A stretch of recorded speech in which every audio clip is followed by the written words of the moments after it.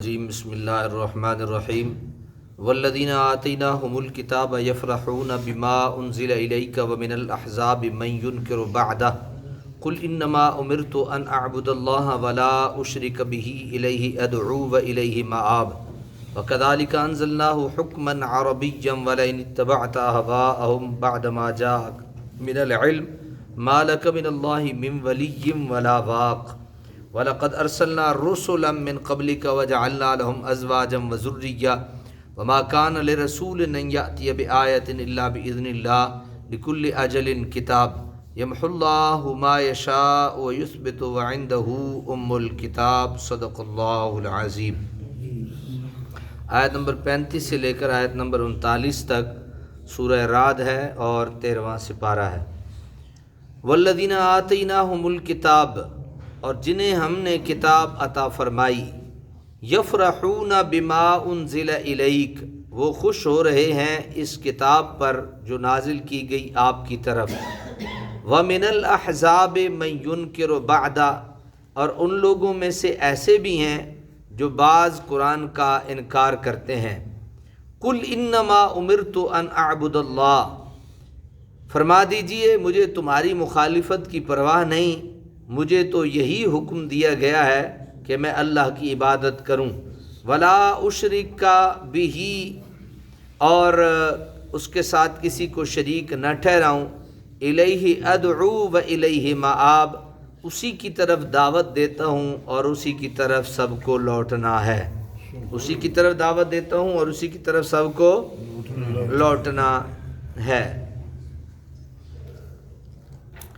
قرآن کریم کے جو احکام ان کی مرضی کے مطابق نہیں ہوتے، ان کی مصلحتیں اسے ٹکراتے ہیں یا ان پر عمل کرنے میں انہیں جسمانی مشقت اور مالی نقصان برداشت کرنا پڑتا ہے، وہ ایسے احکام کو قبول نہیں کرتے، خواہ وہ سراپا حق ہی کیوں نہ ہوں۔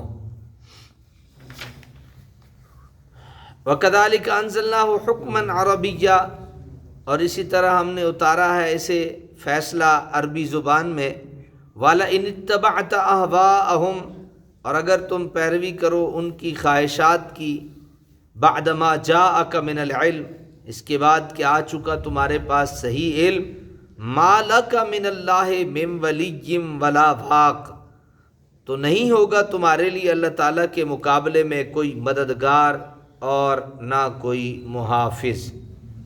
وَلَقَدْ أَرْسَلْنَا رُسُلًا مِّن قَبْلِكَ، اور بے شک ہم نے بھیجے کئی رسول آپ سے پہلے، وَجَعَلْنَا لَهُمْ أَزْوَاجًا وَذُرِّيَّةً، اور بنائی ان کے لیے بیویاں اور اولاد، وَمَا كَانَ لِرَسُولٍ أَن يَأْتِيَ بِآيَةٍ إِلَّا بِإِذْنِ اللَّهِ، اور نہیں ممکن کسی رسول کے لیے کہ وہ لے آئے کوئی نشانی اللہ تعالیٰ کے اذن کے بغیر۔ لِكُلِّ أَجَلٍ کتاب، ہر میعاد کے لیے ایک نوشتہ ہے۔ یمحو اللہ ما یشاء ویثبت وعندہ ام الکتاب، مٹاتا ہے اللہ تعالیٰ جو چاہتا ہے اور باقی رکھتا ہے جو چاہتا ہے، وعندہ ام الکتاب، اور اسی کے پاس ہے اصل کتاب، اور اسی کے پاس کیا ہے؟ اصل کتاب۔ یہ اس کے حاشیے کی طرف انشاءاللہ ہم کل جائیں گے کہ اللہ تعالیٰ جو چاہتا ہے مٹاتا ہے، جو چاہتا ہے باقی رکھتا ہے، اور اسی کے پاس جو ہے وہ اس کی اصل کتاب ہے۔ لیکن چلیں سماعت کرتے ہیں جی۔ قرآن کریم کے کلام الہی ہونے پر مخالفین کی طرف سے یہ اعتراض بھی کیا جاتا تھا کہ اس میں کئی احکام ان احکام کے مخالف ہیں جو پہلی آسمانی کتابوں میں موجود ہیں۔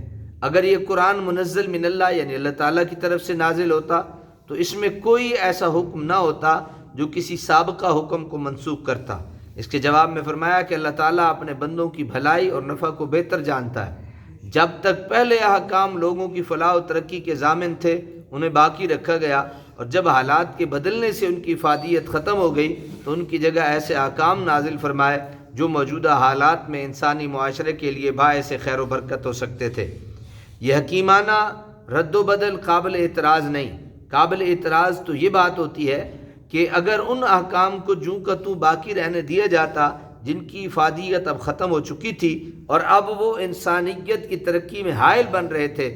حضرت ابن عباس رضی اللہ عنہما سے اس آیت کی یہ تفسیر منقول ہے کہ لوح محفوظ میں جو لکھا گیا اس میں سے جس چیز کو اللہ تعالیٰ چاہتا ہے معاف کر دیتا ہے اور جس چیز کو چاہتا ہے باقی رکھتا ہے۔ اس کی وضاحت کرتے ہوئے صاحب تفسیر مظہری رقم طراز ہے کہ تقدیر کی دو قسمیں ہیں، ایک تقدیر معلق ہے اور ایک تقدیر مبرم ہے۔ تقدیر معلق اسے کہتے ہیں کہ جس کے وقوع پذیر ہونے کو کسی دوسری وجہ کی چیز کے ساتھ وابستہ کر دیا گیا ہو کہ اگر یہ شرط پائی گئی تو یہ چیز پائی جائے گی اور اگر نہ پائی گئی تو نہ پائی جائے گی۔ کبھی اس تعلیق کا ذکر لوح میں درج ہوتا ہے اور کبھی صرف علم الہی میں، لوح محفوظ میں اس کا ذکر نہیں ہوتا۔ اور تقدیر مبرم وہ ہے جس کے متعلق اٹل فیصلہ ہو چکا ہوتا ہے کہ اس میں رد و بدل کی کوئی گنجائش نہیں ہوتی۔ حضرت سیدنا علی کرم اللہ تعالی وجہ الکریم نے حضور فخر موجودات صلی اللہ تعالی وسلم سے اس آیت کا مفہوم دریافت کیا تو حضور نے ارشاد فرمایا کہ اے علی تیری آنکھ بھی ٹھنڈی کروں گا اور اپنی امت کی آنکھ بھی ٹھنڈی کروں گا۔ صدقہ کو صحیح مصرف پر خرچ کرنا، ماں باپ کے ساتھ مہربانی کرنا اور بھلائی کرنا ایسے اعمال ہیں جو بدبختی کو نیک بختی سے بدل دیتے ہیں۔ یعنی یہ مثال دی جا رہی ہے نا کہ اللہ تعالیٰ کسی چیز کو جو چاہتا ہے باقی رکھتا ہے اور جس کو چاہتا ہے مٹا دیتا ہے۔ تو عمر میں اضافے کا باعث ہوتے ہیں، برے انجاموں سے بچاتے ہیں۔ اور صحیحین میں حضرت ابو ہریرہ سے مروی ہے کہ حضرت ابو ہریرہ رضی اللہ تعالیٰ عنہ فرماتے ہیں کہ میں نے نبی اکرم صلی اللہ علیہ وسلم سے سنا جو یہ پسند کرتا ہے کہ اس کا رزق اس کے لیے کشادہ کیا جائے یا اس کی موت کو مؤخر کیا جائے تو اسے چاہیے کہ صلہ رحمی کرے۔ سبحان اللہ، کہ کرنی صلہ رحمی نہیں کرنی، دو ہی گلا کرنی ہے یا نہیں کرنی۔ جس صلہ رحمی کرنی ہے تو پھر اللہ تعالیٰ رزق وچ بھی برکت، مال وچ بھی برکت، موت بھی تھوڑی جی لیٹ ہے جی، تے جے صلہ رحمی نہیں کرنی، پروگرام نہیں تو پھر وکری گل ہے۔ اسے چاہیے کہ صلہ رحمی کرے۔ فَلْيَصِلْ رَحِمَ، علامہ ابن کثیر نے مسند امام احمد سے یہ حدیث نقل کی ہے کہ حضرت ثوبان نے کہا کہ حضور صلی اللہ علیہ وسلم نے ارشاد فرمایا کہ انسان کو اس کے گناہ کی وجہ سے رزق سے محروم کر دیا جاتا ہے۔ گناہ کرتا ہے، اللہ اس گناہ کی وجہ سے اسے رزق کیا کر دیتا ہے؟ محروم۔ اور تقدیر کو دعا بدل دیتی ہے اور نیکی سے عمر میں اضافہ ہوتا ہے۔ حضرت فاروق اعظم رضی اللہ تعالیٰ عنہ کعبہ کا طواف کر رہے تھے، زارو قطار رو رو کر یہ التجا کر رہے تھے، اللہم ان کنت کتبتنی فی اہل السعادہ فاثبتنی فیہا وان کنت کتبت علی الشقاوہ فامجنی واثبتنی فی اہل السعادہ والمغفرہ فإنک تمحو ما تشاء وتثبت عندک ام الکتاب۔ اے اللہ اگر تو نے مجھے سعادت مندوں کے زمرے میں لکھا ہے تو مجھے اسی زمرے میں رہنے دے، اور اگر تو نے مجھ پر شقاوت لکھی ہے، بدبختی لکھی ہے تو اسے مجھ سے ہٹا دے اور اہل سعادت اور مغفرت کی فہرست میں میرا نام ثابت کر دے، کہ تو مٹاتا ہے جو چاہتا ہے اور صبر کرتا ہے جو چاہتا ہے، ام الکتاب تیرے پاس ہے۔ حضرت مولانا ثناء اللہ پانی پتی نے تفسیر مظہری میں اس آیت کی وضاحت کرتے ہوئے ایک واقعہ لکھا ہے، اس کا خلاصہ عرض خدمت ہے۔ حضرت مجدد الفسانی نے نگاہ کشف سے دیکھا کہ آپ کے دونوں صاحبزادوں حضرت محمد سعید اور حضرت محمد معصوم کے استاد ملا طاہر لاہوری کی پیشانی پر شقیون یعنی بدبخت لکھا ہوا ہے۔ آپ نے اس کا تذکرہ اپنے دونوں بچوں سے کیا، ان دونوں نے گزارش کی کہ آپ دعا فرمائیں اللہ تعالی ہمارے استاد کی شقاوت کو سعادت سے بدل دے۔ حضرت مجدد فرماتے ہیں کہ میں نے لوح محفوظ میں دیکھا کہ یہ قضائے مبرم ہے، اس کو بدلا ہی نہیں جا سکتا۔ اس کو میں سادہ سے لفظوں میں آپ کی خدمت میں عرض کر دیتا ہوں۔ بچوں نے پھر بھی دعا کے لیے اصرار کیا۔ آپ کو یاد آیا حضرت غوث الثقلین محی الدین عبد القادر جیلانی قدس سرہ العزیز نے فرمایا کہ قضائے مبرم بھی میری دعا سے بدل جاتی ہے۔ تو میں نے بارگاہ الہی میں دعا کی۔ آپ حضرت مجدد الفسانی کیا فرماتے ہیں کہ میں نے دعا کی، اے اللہ تیری رحمت بڑی وسیع ہے، تیرا فضل کسی ایک بندے پر بند نہیں، اور میں امیدوار ہوں اور سوال کرتا ہوں، اور اپنے فضل عمیم سے میری اس التجا کو قبول فرما۔ ملا طاہر کی پیشانی سے شقیون کا لفظ مٹا کر سعید ان کا لفظ ثبت فرما، جس طرح تو نے حضرت غوث اعظم کی دعا قبول فرمائی۔